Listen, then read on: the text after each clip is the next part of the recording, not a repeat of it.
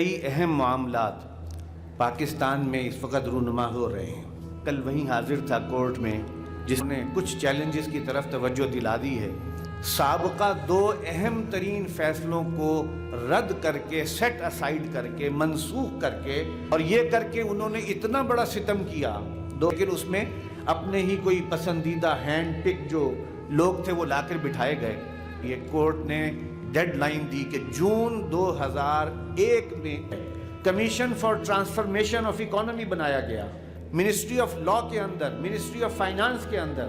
لیکن چونکہ یہ ایک تلوار تھی بینکوں کے اوپر بھی، بینک جو اصلاً اس مالیاتی نظام کے کسٹوڈین ہیں، اصل خطرات ہمارے ڈومیسٹک بینکس کے، سود کئی گنا زیادہ ہوتا ہے، ایک جیب سے نکلتا تھا اور حکومت کی دوسری جیب میں ریونیو کے طور پر وہ سود واپس آ جاتا تھا، اور ہم اصلاً جو مقروض ہیں اور اصلاً غلام ہیں وہ ڈومیسٹک بینکس کے۔ میں اپنی اتھارٹی کو لوز نہیں کرنا چاہتا کبھی بھی۔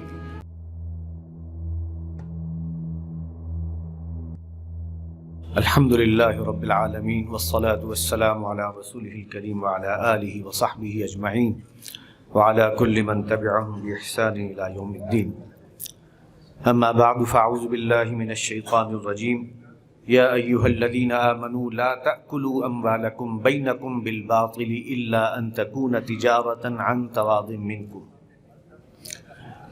وقال اللہ تعالی لولا ينهاهم الربانيون والأحبار عن قولهم الإثم وأكلهم السحت۔ وقال صلى الله عليه وسلم ألا كل شيء من أمر الجاهلية تحت قدمي موضوع وربا الجاهلية موضوع وأول ربا أضع من ربانا ربا عباس بن عبد المطلب فإنه موضوع كله۔ وقال علیہ الصلاة والسلام ما من قوم يظهر فيهم الربا إلا وأخذوا بالسنة وما من قوم يظهر فيهم الرشا إلا وأخذوا بالرعب أو كما قال صلی اللہ علیہ وسلم۔ معزز علماء کرام، اساتذہ کرام، عزیز طلبہ اور حاضرین مجلس، جو موقع اس وقت اللہ نے ہمیں یہ عطا فرمایا ہے، یہ ایک بہت غنیمت موقع ہے، اس لیے کہ اس موقع پر کئی اہم معاملات پاکستان میں اس وقت رونما ہو رہے ہیں۔ سب سے اہم مسئلہ جو اس وقت چل رہا ہے وہ قانونی جد و جہد دوبارہ ایک بڑے نتیجہ خیز موڑ پر پہنچی ہوئی ہے۔ اس کا میں تھوڑا سا حال سنا دیتا ہوں۔ میں کل وہیں حاضر تھا کورٹ میں، جس کی ایک رپورٹ اسلام اخبار میں شائع ہوئی ہے، جس کا عنوان یہ دیا گیا ہے کہ سود کے خلاف مقدمے میں اسٹیٹ بینک کی درخواست مسترد کر دی گئی۔ اصل میں حقیقت کیا ہے اور اس ضمن میں کون رکاوٹ بن رہا ہے، یہ ہمارے سمجھنے کی چیز ہے، اس لیے کہ جب تک ہمیں اپنی اس موجودہ پوزیشن سے صحیح آگاہی نہیں ہوگی، ہمیں اپنے چیلنجز کا بھی صحیح پتہ نہیں ہوگا۔ میں خاص طور پر شکر گزار ہوں مولانا زاہد الراشدی صاحب کا کہ انہوں نے کچھ چیلنجز کی طرف توجہ دلا دی ہے کہ آگے ہمیں کیا کچھ کرنا ہے۔ دیکھیے، یہ جو اس وقت کورٹ میں معاملہ زیر بحث ہے، یہ کسی رٹ کی نتیجے میں نہیں ہے یا کسی پیٹیشن کے نتیجے میں نہیں ہے۔ کچھ غلط فہمیاں ہیں جو ہمیں اکثر و بیشتر لاحق رہتی ہیں۔ یہ ایک ریمانڈ کیس ہے جو سپریم کورٹ کے شریعت اپیلیٹ بینچ نے 2002 میں سابقہ 2 اہم ترین فیصلوں کو رد کر کے، سیٹ اسائیڈ کر کے، منسوخ کر کے، اور دوبارہ اس کیس کو فیڈرل شریعت کورٹ کی طرف بھیجا ہوا۔ یہ ریمانڈ کیس ہے۔ جو ریمانڈ کیس ہوتا ہے اس میں کیا اس سے مراد ہوتی ہے؟ اس سے مراد یہ ہوتی ہے کہ یہ جو پہلے آپ نے فیصلہ دیا تھا، یعنی 1991 میں، جس کا ذکر ڈاکٹر پراچا صاحب نے ابھی کیا، وہ فیصلہ اور جو سپریم کورٹ کے شریعت اپیلیٹ بینچ نے فیصلہ دیا تھا 1999 میں، وہ دونوں فیصلے گویا غلط حقائق اور غلط بنیادوں پر تھے، اس لیے کالعدم قرار دیے جاتے ہیں۔ اور یہ کر کے انہوں نے اتنا بڑا ستم کیا 2002 کی اس کورٹ نے، وہ بھی شریعت بینچ تھا بدقسمتی سے، لیکن اس میں اپنے ہی کوئی پسندیدہ ہینڈ پک جو لوگ تھے وہ لا کر بٹھائے گئے، اور جو بڑی اہلیت والے اور قابلیت والے ججز تھے انہیں بہت ہی طریقے سے ایک طرف کیا گیا تاکہ وہ کورٹ جو ہے جس نے پہلے فیصلہ دیا تھا وہ وہاں موجود ہی نہ رہے، اور صرف ایک بد نصیب جو جج صاحب تھے، میں نام نہیں لینا چاہتا، انہیں برقرار رکھا، باقی 4 ججز جو ہیں ان کو فارغ کر دیا گیا۔ اور اس کے بعد پہلے 1999 کے فیصلے کے بعد آپ کو معلوم ہونا چاہیے کورٹ نے ڈیڈ لائن دی کہ جون 2001 میں تک قوانین جتنے بھی چیلنج ہوئے ہیں کہ ان میں سود کی دفعات ہیں، وہ قوانین کالعدم ہو جائیں گے، منسوخ ہو جائیں گے، اس کی جگہ نئے قوانین بنائے جائیں، پارلیمنٹ اپنا کام کرے۔ اور اس کے ساتھ ہی بہت اہم قسم کے بعض انسٹیٹیوشنز ڈیولپ کیے گئے، commission for transformation of economy بنایا گیا، ٹاسک فورس بنائی گئی منسٹری آف لا کے اندر، منسٹری آف فائنانس کے اندر، جنہوں نے کام کیا، محنتیں کی۔ اس کے بعد جب وہ ڈیڈ لائن قریب آئی تو ایک مرتبہ حکومت کی طرف سے درخواست دی گئی کہ یہ کام بہت بڑا ہے، ہم اسے اتنی مدت میں پورا نہیں کر سکتے، آپ ہمیں 2 سال کی اور مہلت دے دیں۔ وہ 2 سال کے بجائے کورٹ نے 1 سال کی مدت دی، ٹھیک ہے آپ 1 سال اور لے لیجئے، لیکن اس کے دوران یہ تمام نئی قانون سازی آپ کو کرنی ہوگی، نئے طریقے، نئے جو اس کے لیے اسٹیچوٹس ہیں وہ ڈیولپ کرنے پڑیں گے، اور اس کے بعد پھر یہ تمام قوانین کالعدم ہو جائیں گے۔ لیکن چونکہ یہ ایک تلوار تھی بینکوں کے اوپر بھی، بینک جو اصلاً اس مالیاتی نظام کے کسٹوڈین ہیں۔ آپ اگر ابھی بات کر رہے تھے مولانا کہ ہمیں IMF اور ورلڈ بینک کی طرف سے جو خطرات درپیش ہیں، میں مولانا کی خدمت میں عرض کروں گا کہ IMF اور ورلڈ بینک کے اصل خطرات نہیں ہیں، اصل خطرات ہمارے ڈومیسٹک بینکس کے۔ یہ بات ذہن میں رکھیے گا، جو ڈومیسٹک ہمارے بینکس ہیں ان سے حکومت جس شرح سود کے اوپر قرضہ لیتی ہے وہ شرح سود کئی گنا زیادہ ہوتا ہے ان شرحوں سے کہ جو ورلڈ بینک یا IMF دے رہی ہے، اور ہمارا 70% جو قرضہ ہے سودی قرضہ، اور ہماری سود کی جو ادائیگیاں ہو رہی ہیں وہ ڈومیسٹک بینکس کو ہو رہی ہیں، انہیں پرائمری ڈیلرز کہا جاتا ہے۔ اور ایک اور جو بہت بڑا ستم ہمارے ساتھ ہوا ہے وہ یہ بھی ہوا ہے کہ حکومت نے اسٹیٹ بینک کے بہت سے قرضے اتارے ہیں اس دوران، جو جدید حکومت ہے، اب کی جو حکومت، لیکن جو اسٹیٹ بینک کے قرضے اتارے تھے اس سے معیشت پر اتنا بڑا اور برا اثر نہیں تھا۔ اس کی وجہ یہ ہے کہ وہ سود ایک ہاتھ سے، ایک جیب سے نکلتا تھا اور حکومت کی دوسری جیب میں ریونیو کے طور پر وہ سود واپس آ جاتا تھا۔ ان کے قرضے اتارے اور لانگ ٹرم لونز لیے گئے ہیں، کس لیے، کن سے لیے گئے ہیں؟ وہ کمرشل بینکوں سے لیے گئے، اور جس شرح سود پر لیے گئے ہیں وہ لانگ ٹرم لون، تو آپ ذہن میں رکھیے کہ 20 سالوں تک ہمیں انہی شرح سود کے ساتھ ادائیگی کرنی پڑ رہی ہے۔ اور اس کا نتیجہ کیا ہے؟ ہماری تمام محصولات کا 55% سے زیادہ صرف ڈیٹ سروسنگ میں چلا جاتا ہے، اور ہم اصلاً جو مقروض ہیں اور اصلاً غلام ہیں وہ ڈومیسٹک بینکس کے، اور اس کے کہہ لیجیے کہ ان کا جو بڑا ہے وہ ظاہر اسٹیٹ بینک ہے، اسے چلانا ہے یہ نظام۔ چنانچہ وہ بھی اس سلسلے میں اپنی اتھارٹی کو لوز نہیں کرنا چاہتا کبھی بھی۔ وہ اتھارٹی کون سی ہے؟ آج کے مانیٹری سسٹم پر سود کے ذریعے سے مالیاتی ایک اتھارٹی ہے، ایک استبداد ہے، کون پیسہ جاری کرے گا، کون قرض دے گا، کتنا قرض دیا جا سکتا ہے، منی سپلائی کنٹرول کرنا ہے۔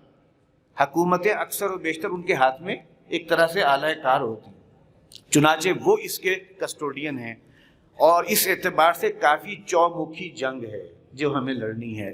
دیکھیے ایک درخت بھی نکالنا پڑتا ہے تو بہت زور لگانا پڑتا ہے، یہاں تو معاملہ یہ ہے کہ ایک پورا نظام ہے، نظام معیشت ہے، اس کے گویا رگو پے کے اندر سود ایسے پیوست ہے کہ اس کو نکالنا آسان کام نہیں ہے۔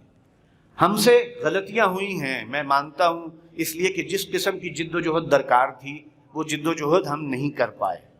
ہم نے بہت سا انحصار کیا کورٹ کے اوپر، کورٹ نے ججمنٹ دے دی، 1991 میں ججمنٹ آ گئی، اس کی تائید اور توثیق ہو گئی 1999 میں، ہم تو یہ کیس جیت چکے ہیں پورے طور پر۔ تمام بحثوں کے بعد میں بھی اس کورٹ کے اندر حاضر ہوتا تھا جب 1999 میں فیصلہ دیا تھا، 6 مہینے 6.5 مہینے وہ ہیئرنگ ہوئی ہے، کچھ عرصہ اسلام آباد ہوئی ہے، کچھ عرصہ کراچی میں ہوئی ہے، اور اس کے بعد وہ فیصلہ آیا، اور ججز ایک کیلیبر کے ججز تھے۔ جسٹس خلیل الرحمان اس میں بیٹھے ہوئے تھے، جسٹس تقی عثمانی صاحب اس میں بیٹھے ہوئے تھے، جسٹس وجیہ الدین احمد بیٹھے ہوئے تھے اس کے اندر، جسٹس محمود احمد غازی صاحب بیٹھے ہوئے تھے۔ اس بینچ نے جو ہے یہ فیصلہ دیا تھا، اور ایک منیر شیخ صاحب بھی تھے جو بعد میں دوسرے آخری جو اس کا بھی حصہ بنے۔ تو اس اعتبار سے اصل مسئلہ یہ ہے کہ اللہ نے ہم پر حجت تمام کی ہوئی ہے اور وہ فیصلہ آیا ہوا ہے.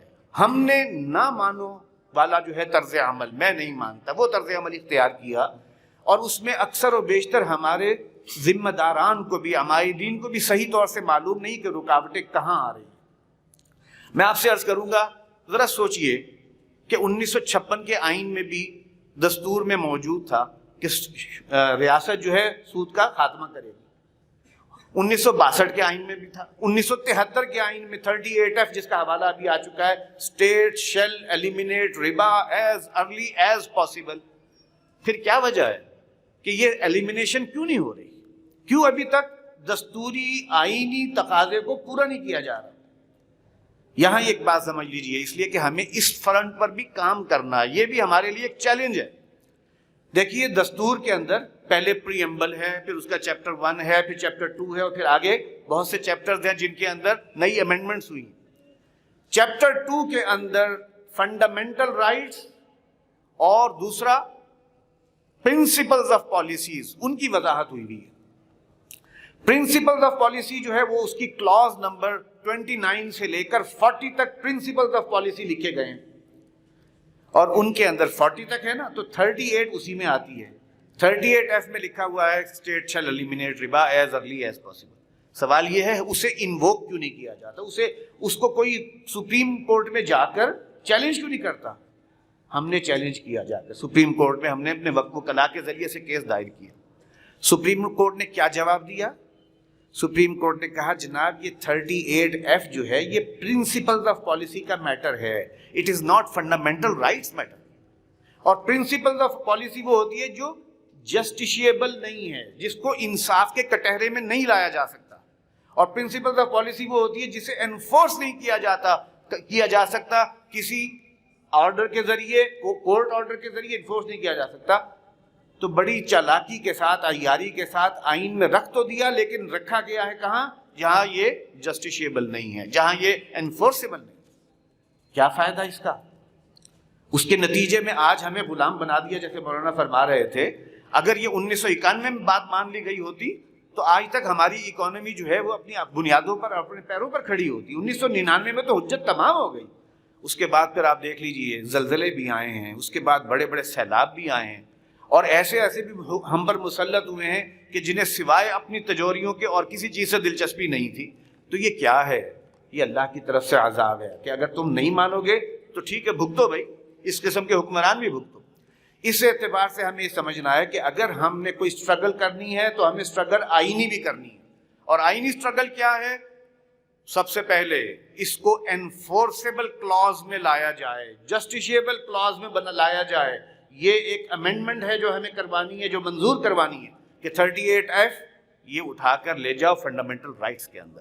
انشاءاللہ تعالیٰ اس کے لیے بھی امینڈمنٹ بل جو ہے وہ ہم ضرور پیش کریں گے، اور ہم اپنے بزرگوں سے یہ امید رکھتے ہیں کہ وہ اس سلسلے میں ایک پبلک میں بھی اوپینین کا پورا ایک سلسلہ شروع کریں گے، اوپینین فارمنگ کا، اور وہ جو ہے انشاءاللہ ہماری اس سلسلے میں رہنمائی اور قیادت بھی کریں.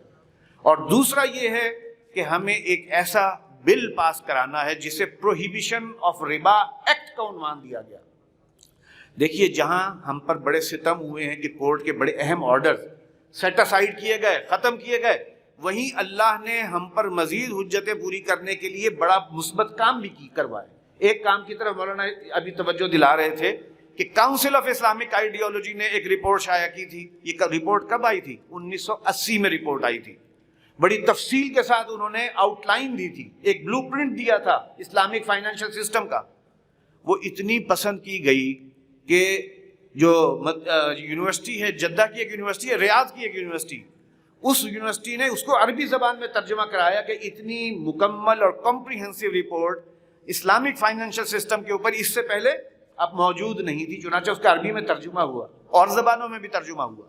یہ ایک رپورٹ ہے جو ہمارے لیے بہت بڑی ایک، میں سمجھتا ہوں کہ امید کی کرن ہے کہ وہ ایک ریاستی ادارے نے بنائی. اس کے بعد جب ایک حکومت چلی گئی 1991 کے فیصلے کے خلاف اپیل میں، تو انہوں نے اپنے آپ کو سنجیدہ یا اخلاص اپنا ظاہر کرنے کے لیے کچھ کمیشنز بنائے. ان کمیشنز کو کہا جاتا ہے commissions for Islamisation of economy. اس نے ایک رپورٹ دی ہے 1992 میں، اسے آئی اے حنفی رپورٹ کہا جاتا ہے. یہاں طلبہ بیٹھے ہیں، میں چاہتا ہوں کہ ان کے سامنے یہ باتیں اس لیے رکھ دوں کہ ان کا بھی شوق ذرا جاگے، وہ ان چیزوں کو پڑھیں اور اس کے ذریعے سے میڈیا کے اندر اخبارات کے ذریعے سے اس سارے معاملات کی جو ہے ایک اس طریقے سے پیش کریں کہ لوگوں کو پتہ چل جائے کہ اصل حقیقت ہوئی کیا. تو آئی اے حنفی رپورٹ تھی. اس کے بعد راجہ ظفر الحق کی کمیشن کی رپورٹ ہے 1997 کی، complete blue print of Islamic financial system انہوں نے بھی دیا. اسی میں 50 صفحے پر مشتمل امینڈمنٹ بل اور پروہیبیشن آف ربا ایکٹ وہ بھی اس کے اندر لکھا ہوا ہے.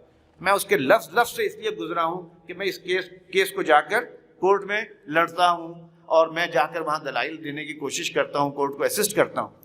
یہ دو رپورٹیں بہت اہم ہیں. اور اس کے بعد 1999 کے بعد commission for transformation of economy بنائی گئی. اس نے بھی جو رپورٹ لکھی ہے وہ رپورٹ بہت ہی کمپریہنسو ہے. بتانے کا مقصد یہ ہے تھیوریٹیکل ورک ہوا ہے، ایگریمنٹس بنے ہوئے ہیں، کانٹریکٹس بنے ہوئے ہیں، اور وہ جو امینڈمنٹ بلز ہیں وہ تیار ہوئے پڑے ہیں. لیکن ہمارا مسئلہ یہ ہے کہ ہم نہ مانوں، میں نے نہیں ماننا، وہ طرز عمل ہے. چنانچہ ہوا کیا پھر جب یہ کورٹ سے ریمانڈ ہوا تو آج بھی جو بحث ہوئی، کل جو بحث ہوئی ہے وہ کیا ہے آپ ذرا سن کر حیران ہوں گے. ریمانڈ کیا ہوا ہے سپریم کورٹ کا، اور ابھی ہم یہ طے نہیں کر پا رہے کہ کیا فیڈرل شریعت کورٹ اس مقدمے کی سماعت کی اہل بھی ہے کہ نہیں، کیا وہ مقدمے کی سماعت کر بھی سکتی ہے کہ نہیں. اس کو کہتے ہیں جورسڈکشن کا ایشو ہے، آپ کی جورسڈکشن میں آتا ہے کہ نہیں آتا. اور آپ حیران ہوں گے وفاق کے اٹارنی نے بھی کہہ دیا ہم آپ کی جورسڈکشن کو چیلنج نہیں کرتے. صوبوں کے انہوں نے بھی کہہ دیا ہم تو ویسے ہی ان کو چیلنج نہیں کرتے تھے، ہم تو بیٹھے ہوئے اسی کام کے لیے. صرف ایک اسٹیٹ بینک کا وکیل سلمان اکرم راجہ صاحب، انہوں نے کہا کہ ہم آپ کی جورسڈکشن کو چیلنج کرتے. لیکن کل اللہ تعالیٰ نے بہت مدد فرمائی، اس پر اللہ کا شکر ادا کرنا چاہتا ہوں. آپ کے سامنے آپ بھی شکر ادا کیجئے کہ جو وکیل ہماری طرف سے پیش ہوئے ہیں قیصر امام صاحب، انہوں نے جو دلائل دی ہیں الحمدللہ قانونی دلائل، آئینی دلائل. اس کا اثر یہ تھا کہ کورٹ ایک طرح سے دم بخود ہو کر سن بھی رہی ہے اور وہ لکھ رہی ہے. جی ذرا دوبارہ فرمائیے کیا کہا تھا آپ نے، دوبارہ فرمائیے کیا کہا تھا. گویا ان کے پوائنٹ صرف یہ نہیں کہ کچھ جذباتی اپیل تھی، وہ آئینی اور قانونی جو ہے وہ دلائل اور نکات پیش کر رہے تھے، جس کا اثر یہ ہے کہ ایک یہ خبر جو ہے چھاپی گئی ہے کہ بینک کی درخواست مسترد ہو گئی. اللہ کرے مسترد ہو جائے، ابھی تک مسترد نہیں ہوئی، ابھی ان کو اپنے کچھ دلائل پیش کرنے کی گنجائش دی ہوئی ہے. لیکن اس میں کوئی شک نہیں ہے کہ کل ان کے یعنی اسٹیٹ بینک کے وکیل کے پیروں تلے زمین نکل چکی تھی. لیکن سوال یہ ہے کہ کورٹ اگر فیصلہ دے بھی دے تو پھر بھی کیا ہوگا. کورٹ نے تو 1991 میں بھی فیصلہ دیا تھا، 1999 میں بھی فیصلہ آیا تھا. پارلیمنٹ کا کام تو پارلیمنٹ کو کرنا ہے، اداروں کا کام اداروں کو کرنا ہے. اسٹینڈنگ کمیٹیز آن فائنانس، ریونیو، اکنامک افیئر، ان کا کام تو انہیں کرنا ہے. مانیٹری پالیسی کمیٹی، ان کا کام تو انہیں کرنا ہے. یہ کام تو اسٹیٹ بینک، یہ تو کام تو فیڈرل شریعت کورٹ کا نہیں ہے. اس نے تو صرف یہ بتانا ہے کہ یہ قوانین، یہ 22, 23, 24 قوانین یہ repugnant to the injunctions of Quran and Sunnah ہیں کہ نہیں. That's it. وہ تو بتا دیں گے، وہ پہلے بھی بتا چکے ہیں، اب پھر بتا دیں گے. اس کے بعد یہ کام اداروں کا ہے، اس کے بعد یہ کام اہل علم کا ہے، ماہرین کا ہے. اور سب سے اہم بات یہ ہے کہ اپنا قبلہ درست کرنے کی ضرورت ہے. ہمیں ایک مرتبہ یہ طے کرنا ہے، اس لیے کہ دیکھیے یہ بات تو طے ہے کہ اگر اللہ تعالیٰ کی حدود میں سے ایک حد بھی بحال ہوتی ہے تو وہ بڑی نعمتوں سے بھی بڑی نعمت ہے. یہ تو ہمیں خوشخبری سنا دی گئی، لیکن یہ بھی تو امکان ہے نا اللہ ہمیں کچھ آزمائے، کچھ تھوڑے بہت جھٹکے آئیں.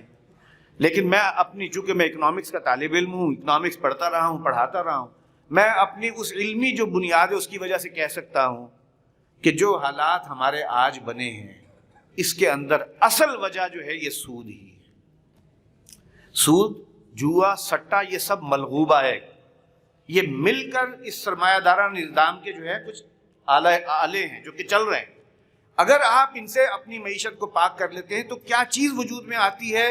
وہ ہے تجارت، real trade, real participation, partnership, شراکت. یہ وہ چیزیں ہیں کہ جن میں خیر ہی خیر ہے، برکت ہی برکت ہے، اور اس کے نتیجے میں کوئی معیشت ایسی نہیں ہے کہ جو یوں ڈوبنے والی ہو جیسے کہ ہم ڈوبنے کے قریب ہیں. بالکل مولانا نے صحیح فرمایا تھا, ہم غلامی میں جا چکے ہیں, اور وہ غلامی دوسروں کی نہیں, خود اپنے ہی لوگوں کی غلامیاں ہیں, اپنے ہی بینکوں کی غلامیاں, دوسرے بھی ہیں لیکن وہ ذرا پس پردہ ہیں, ان کی غلامی سے زیادہ خطرناک غلامی ان کی. اس اعتبار سے اس کے بعد جو کام کرنے کا ہے, اصل کام وہ ہے ہر انڈیویجول, ہر فرد اپنے سطح پر یہ فیصلہ کر لے کہ میں سودی نظام سے کہاں کہاں بچنا میرے لیے ضروری ہے اور میں بچوں گا. جس نے سود کے اوپر اپنا کاروبار چلایا ہے وہ اہل علم کے پاس جائے, اللہ تعالیٰ کی مدد سے اللہ تعالیٰ ایسے راستے کھول دے گا, اہل علم رہنمائی کریں گے کہ ان کا جو ہے کاروبار. دیکھیے میں ایک مثال دیتا ہوں, ستارہ والے بہت بڑی انڈسٹری ہے, انہوں نے ایک موقع پر اپنی ٹیکسٹائل کے معاملے میں یہ فیصلہ کیا کہ ہم اس کا تمام سودی قرضہ اتار دیتے ہیں. انہوں نے مشارکہ سرٹیفکیٹ لانچ کر دیے, اور آج ان کا وہ جو خاص پہلو ہے, یعنی ان کا جو ٹیکسٹائل ہے وہ سود سے پاک ہے, اور اس کے نتیجے میں ان کے پروفٹ, ان کے جو نفع ہیں وہ سب کے سب ان کی جیب میں جا رہے ہیں, یا جو سرٹیفکیٹ ہولڈر ہیں ان کے پاس جا رہے ہیں. کسی بینک کے وہ دیندار نہیں. اور آج کاروبار صرف انہی کا چل سکتا ہے, میں آپ کو عرض کر دوں, کہ جو واقعتاً بینک کے دیندار نہیں ہیں, جنہوں نے یا اپنا پیسہ لگایا ہے یا مل جل کر لگایا ہے. الحمدللہ کہ آج ایسے طریقے وضع ہو چکے ہیں, آڈٹ کے طریقے, اسکروٹنی کرنے کے طریقے, تھرڈ پارٹی ویریفیکیشن کے طریقے, کہ جس کی وجہ سے کاروبار کو امانت کے ساتھ چلانے کے لیے آسانیاں ہیں. آج سے پہلے یہ ادارے نہیں تھے, آج سے پہلے سٹینڈرڈز وجود میں نہیں آئے تھے, آڈیٹنگ سٹینڈرڈز وجود میں نہیں آئے تھے, آج وجود میں آ چکے. آج سود سے بچنا آسان تر ہے, اس لیے کہ جو کاروبار کے لیے جو آڈیٹنگ کے طریقے درکار ہیں وہ اب بہت ہی اعلیٰ طریقے پر گویا اب وہ موجود ہیں کہ انہیں آپ امپلیمنٹ کریں. کمپیوٹرائزڈ ہے, ٹرانسپیرنسی ہو سکتی ہے اگر آپ چاہیں تو. اگر آپ چاہتے یہی ہیں کہ ٹیکس بچانے کے لیے میں 2 نمبریاں کروں تو ظاہری سی بات ہے پھر معاملہ اور ہوتا ہے, لیکن اگر آپ اپنے کام کو فیئرنیس کے ساتھ کریں گے تو وہ کیا جا سکتا ہے. تو اس اعتبار سے یہ جو انسٹیٹیوشنل سود ہے, عجیب شتر گربگی ہے, یہ عجیب دوغلا پن ہے کہ پنجاب میں پرائیویٹ ربا کے خلاف لا پاس ہو چکا ہے. کوئی ایک فرد دوسرے فرد کو سودی قرضہ دیتا ہے, وہ قابل دست اندازی پولیس ہے, وہ جرم ہے. KPK میں یہ جرم ہے, فیڈرل میں یہ جرم ہے, اور انسٹیٹیوشنل سود اس کو پروموٹ کیا جا رہا ہے. بھائی اگر وہ چیز وہاں جرم ہے, کسی وجہ سے جرم ہے, کوئی برائی تھی تو جرم تھی, تبھی تو اسے وہاں پر جرم قرار دیا گیا, تو اگر وہ جرم وہاں ہے تو یہاں کیوں جرم نہیں ہے؟ ایسا ہی نہیں ہے کہ کوئی شخص یہ کہے کہ بھائی اجتماعی طور پر بدکاری کرنا جائز ہے اور انفرادی طور پر کرنا ہی جو ہے وہ منع ہے. یہ تو وہ معاملہ ہے. آپ انسٹیٹیوشنل جو ہے سود کو فیور کر رہے ہیں اور پرائیویٹ سود کو آپ منع کر رہے ہیں. کیا پرائیویٹ سود کو آؤٹ لا کرنے, اس کو جو ہے غیر قانونی بنانے سے معاشرے کے اندر کوئی دھچکا لگا ہے؟ کیا اس کی وجہ سے معیشت بیٹھ گئی ہے؟ نہیں بیٹھی. تو ہم یہ کیوں ایزیوم کر رہے ہیں کہ اگر انسٹیٹیوشنل سود کی ہم نے ممانعت کر دی تو معیشت بیٹھ جائے گی اور معیشت کے اندر یہ ہو جائے گا وہ ہو جائے گا؟ یہ سب ڈھکوسلے ہیں, اس لیے کہ وہ چاہتے ہیں کہ یہ جو مانیٹری سسٹم ہے وہ اپنی قوت نہ کھونے پائے. ان کی ایک بقا کی جنگ ہے یہ, اور ہمیں اپنے ایمان کی جنگ لڑنی ہے, اپنی آئندہ نسلوں کی آزادی کی جنگ لڑنی. تو اس اعتبار سے اس جنگ کے ان چیلنجز کو سمجھ لیجئے. ایک تو وہ قانونی جنگ جو اس وقت فیڈرل شریعت کورٹ میں لڑی جا رہی ہے, دوسری وہ آئینی جنگ جو دستور کی ترمیمات کے ذریعے سے ہمیں انشاءاللہ تعالی کرنی ہے. تیسرے نمبر پر جتنے بھی سیاسی اور یہ جو ان کے جو ہماری حکومتی ادارے ہیں اور سیاسی کارکن ہیں, ان میں جو بڑے لوگ ہیں ان کو جا کر معاملہ سمجھانے کی ضرورت ہے. میں نے پچھلے 1 سال کے دوران متعدد پارلیمنٹیرین سے اس بارے میں بات کی ہے. میں نے انہیں کہا ہے کہ دیکھیے اللہ نے آپ کو موقع دیا ہوا ہے, آپ سے پوچھ گچھ زیادہ ہوگی, آپ مسئول ہیں, لہٰذا اپنی اس پوچھ گچھ اور اپنی مسئولیت کا احساس کریں. آپ یقین جانیں کہ کوئی ایک شخص ایسا نہیں ملا کہ جس نے کہا ہو کہ نہیں ہم تو اس کے بغیر گزارا نہیں کر سکتے. اکثر نے یہی کہا کہ ہم نے اپنے کاروبار میں سود کے بغیر چلنے کا فیصلہ کیا ہوا. جب یہ چیز یہاں خارج میں موجود ہے تو پھر لوگوں کو کیوں مجبور کیا جا رہا ہے؟ جی جزاکم اللہ. تو میں بہرحال ان چیلنجز کو فیور کرتا ہوں. بہت سی باتیں ہیں جو سمجھنے کی ہیں, اہل علم کی میں سمجھتا ہوں کہ ان کو بھی آج کی اس سچویشن کو انڈرسٹینڈ کرنا, اسے جو ہے اپریشیٹ کرنا کہ ہم کھڑے کہاں ہیں, تاکہ ان چیلنجز کا ہم صحیح طور سے جو ہے وہ ادراک کر سکیں اور اس کے لیے کام کر سکیں۔ میں بہت شکر گزار ہوں اور مبارکباد دیتا ہوں اس سیمینار کے انعقاد کرنے والوں کو، حضرت مولانا عبدالرؤف ملک صاحب کو خاص طور پہ، کہ انہوں نے یہ بر موقع یہ کام جو ہے الحمدللہ اس کا فیصلہ کیا۔ اللہ تعالیٰ انہیں اس کا اجر عطا فرمائے اور اس کام میں برکت عطا فرمائے۔ جزاکم اللہ، والسلام علیکم ورحمۃ اللہ وبرکاتہ۔